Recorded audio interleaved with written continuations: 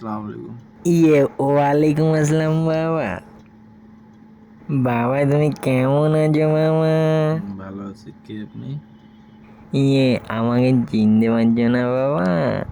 আমি বাবা, হ্যাঁ আমি। আবার ফোন দিব বাবা, আমার কলের অপেক্ষায় থাকবা বাবা। হ্যাঁ? ঠিক আছে বাবা, ভালো থাকো বাবা।